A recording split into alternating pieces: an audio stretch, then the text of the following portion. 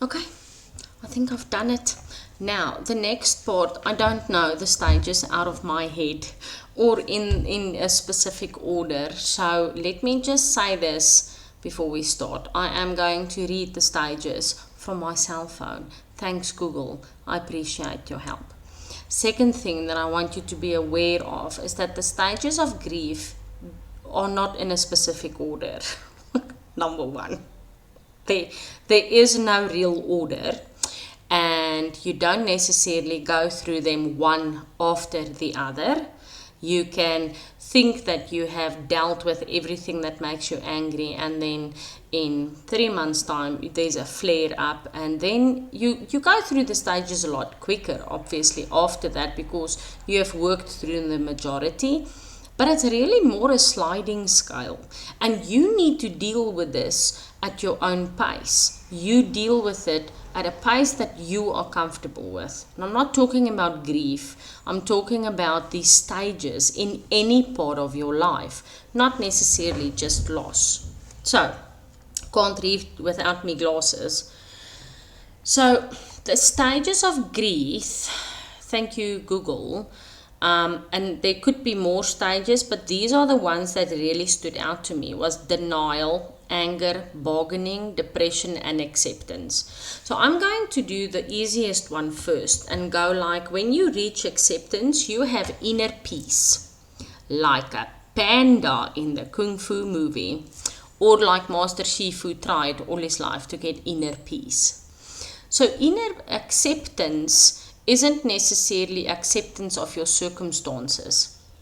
Acceptance is a level of tranquility and happiness in your heart. Again, please don't think I'm talking about how to get over the death of a loved one.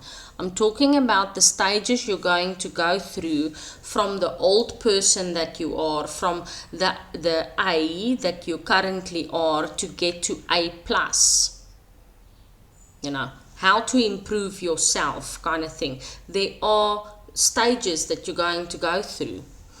And for me, these are just the words and the stages that I have been able to identify in my own life. So, that being said and done, let's talk about denial. In this case, denial would be where you, as a person, don't really believe that this goal that you've set is a reality for you. It's impossible to get there. You ask me what my life would look like if I don't have any challenges, and this is the dream I dream for myself, but I can't get there because I don't live in a fairy tale world. Yeah, I am unsure if that is what some of the billionaires in this world has said to themselves. I am really unsure if they went like, this is impossible, so I'm going to fold my arms and just, accept the situation where I find myself. I am pretty sure that they had the same conversation like, dude, this is a goal that is so far out there. This is such a upgrade from where I am now that it seems impossible. The secret is they never gave up. They kept on trying. Every time that negative self-talk became a reality in their world, they would fight back and use a support structure, like talk to their parents about it, talk to their friends about them, find somebody that said to them, why are you giving up? Why is this a problem? Have you looked at it this way? No, man, nothing is impossible. You can reach the stars. I mean, technically we did. We landed on the moon. For those of you who believed we haven't, okay, I'm too tired to work into to jump into that now.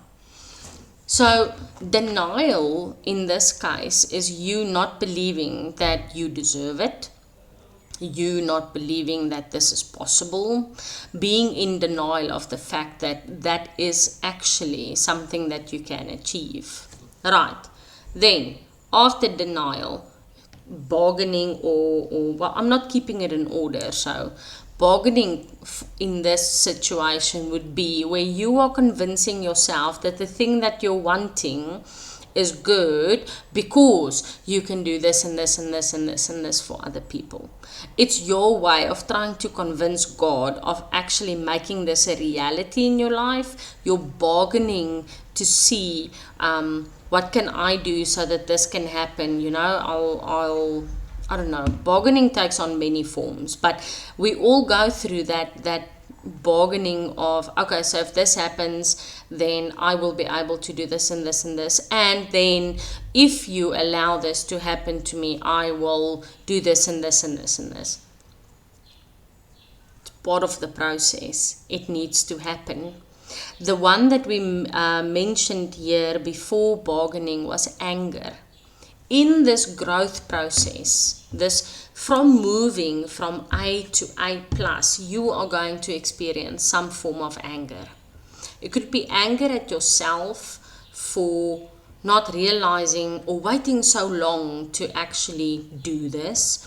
Could be anger towards somebody else because you feel like they're hindering you and they're not helping you to get where you want to go, and they're irritating you and they're nagging and they're working on your nerves, or they are not giving you exactly what you want. Because remember, the moment you are comfortable where you are, you ain't moving. You're going to stay there. You're comfortable. And you need somebody. They're actually helping you. You need somebody to push you into discomfort, because when we experience discomfort, that's when we make a plan to reach comfort. We're not that complicated after all as human beings. Think about what I'm saying to you. If you are comfortable where you are, you're not going to push yourself to grow. But when you are uncomfortable, you are going to you're either going to give up. You've got two choices, as we always do. You can give up when things get comfortable, or you can look at the situation through fresh eyes and going, okay, what do I need to do in this situation to get comfortable or to feel comfortable? And usually that thing that you need to do is the last step not necessarily the last step, but is one of the steps that you need to take to reach your goal. If you are comfortable with where you are and what you have and what you I don't know, want, and you're on track with that, you're never going to think about an upgrade. You're never going to think about Debbie 2.0, because you're happy, content, flourishing as Debbie. But once Debbie, and I'm talking about myself in the third person, which is a whole new psychological discussion, but I need to use the name as an example because I don't want to put anybody on a spot. We need to be conscious of the fact that people that push us into discomfort are actually people that catalyze our growth. So instead of getting upset, angry, and getting up on your high horse when something like that happens, imagine you approach, and again, talking out of the human experience here, been there, gotten on my high horse. Sometimes I feel like a pawpaw. When it's all done, I go like, I could have seriously handled that better. But the long and the short that I wanna give is the mere fact that somebody that is making you uncomfortable is actually being a catalyst for you to make a plan to get to that zone of comfort, which is directly linked to you reaching the goal that you set down in the first place. Think about this, like long and hard. Sorry, life is happening outside the window. I just want to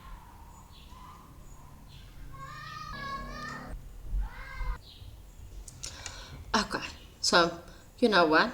I am not bothered when life happens. I sure hope that you are not bothered, because that person is just living their best life and I can't fault anybody for doing that. So let's pick up where we left off.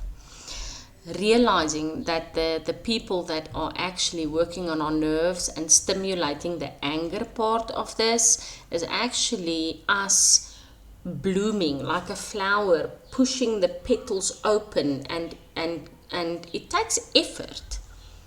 I mean, if you look at how chicks are born, to go from an idea in the mom's head to actually laying the egg, and now I have to grow in this egg, and to come out is a process. It's not like that, and it's not without its challenges, but each challenge that you are experiencing is growing you into the person that's ready to accept this wonderful new A+ journey that you chose. At any point, you can decide this is uncomfortable, this isn't lekker, I don't want to do that, and you can step away from the journey. But then you can't exactly blame anybody else than yourself, because you chose to step out of the discomfort. You chose not to go through this growing process of becoming a better version, an upgraded software version of yourself. You decided not to do it. You can't be angry with anybody, including the Lord, for not making this happen in your life. I'm always fascinated by the stories where people were like, you know what, we were this close and we decided to give up, and in reality they literally were this close to having a breakthrough, but they made the choice not to continue. It's very easy when we are not successful to turn around and say that it is the fault of that person and that person. But go and talk to successful people. They will say to you that they kept on going even when other people told them it's impossible. You're not going to be able to do this. They never gave up. They never surrendered. They did the inner work. They did the brain work. They put in everything they can. Well, maybe they were really smart and they only put in 50%. But the point is, it's that never give up, never surrender attitude that makes a difference. Alright, so we have spoken about denial, anger, bargaining, depression. We have spoken about acceptance, so I'm not touching on that. So I'm touching on depression. So we all go through this. Doesn't matter who you are, you get to a point where it just feels like things are not working out, things are not going the way that you imagined it would go. But remember now, in reality, you just put down your destination and you know where you're starting from. You never really planned the pit stops and the pee stops and the coffee stops and all of that in between. The dear Lord's doing that, or the creator, or the keeper, whatever you want to, the language you want to use. I know how I believe. I can't tell you what to believe. It's not my job. The job that I'm currently doing is not evangelism. So anyway, that being said and done. So going through all of this, you reach a point in your growth, in your period of growth. You reach a point where you just feel like this is never going to happen. I'm not talking about getting depressed so badly that you have to take medication. I'm not talking a chemical imbalance in your brain. I'm talking about an emotional state of just feeling like whatever you are doing is not enough. This road that you are traveling is not going to get you where you want to go. But I need to tell you to persevere. Because if you have gone through all the stages and now you get to acceptance is the last one that I can tell you with definite. Once you get to acceptance, accepting that what will happen in the perfect time as the Lord decides it to happen, that you will reach this when it is appropriate for you, that's a new level of freedom. You, not long after that, will get what you aimed at. You will get your upgrade, let me put it that way. you'll get your upgrade. What is the time frame for these stages? That is unique to the person.